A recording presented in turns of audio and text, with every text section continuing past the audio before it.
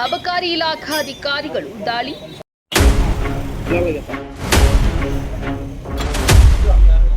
ಅಬಕಾರಿ ಇಲಾಖಾಧಿಕಾರಿಗಳು ದಾಳಿ. 50,000 ರು ಬೆಲೆ ಬಾಳುವ ನಿಷೇಧಿತ ಎಂಡಿ, ಎಂಎ ಮಾದಕ ವಸ್ತು ಸಮೇತ ಒಬ್ಬರ ಬಂಧನ. ನಿಷೇಧಿತ ಎಂಡಿ, ಎಂಎ ಮಾದಕ ವಸ್ತುಗಳನ್ನು ಅಕ್ರಮವಾಗಿ ಸಂಗ್ರಹಿಸಿ ಮಾರಾಟ ಮಾಡುತ್ತಿದ್ದ ಅಂಗಡಿಯ ಮೇಲೆ ಅಬಕಾರಿ ಇಲಾಖೆ ಅಧಿಕಾರಿಗಳು ದಾಳಿ ನಡೆಸಿ ಮಾದಕ ವಸ್ತುಗಳ ಸಮೇತ ಒಬ್ಬರನ್ನ ಬಂಧಿಸಿರುವ ಘಟನೆ ಚಿಂತಾಮಣಿ ನಗರದಲ್ಲಿ ಕಳೆದ ರಾತ್ರಿ ನಡೆದಿದೆ.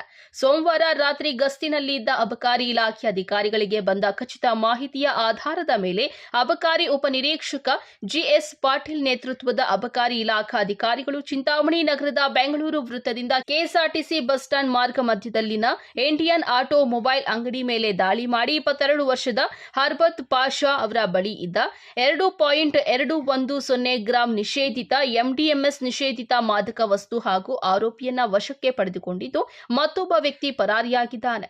ಇನ್ನು ಅಬಕಾರಿ ಇಲಾಖಾ ಅಧಿಕಾರಿಗಳು 50,000 ರು ಬೆಲೆ ಬಾಳುವ ನಿಷೇಧಿತ ಎಂಡಿಎಂಎ ಮಾದಕ ವಸ್ತುವನ್ನು ವಶಪಡಿಸಿಕೊಂಡು ಆರೋಪಿಯ ವಿರುದ್ಧ ಪ್ರಕರಣ ದಾಖಲಿಸಿಕೊಂಡು ತನಿಖೆ ಮುಂದುವರೆಸಿದ್ದಾರೆ.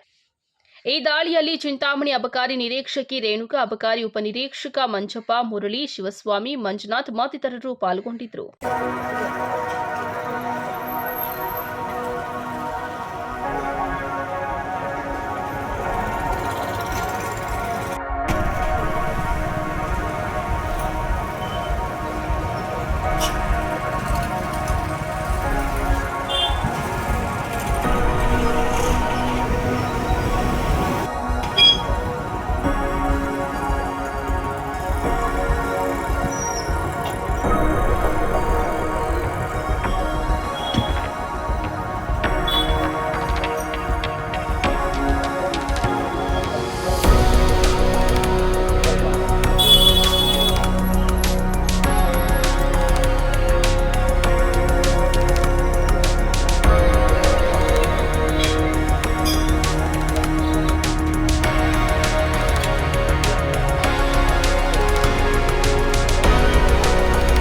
Gracias.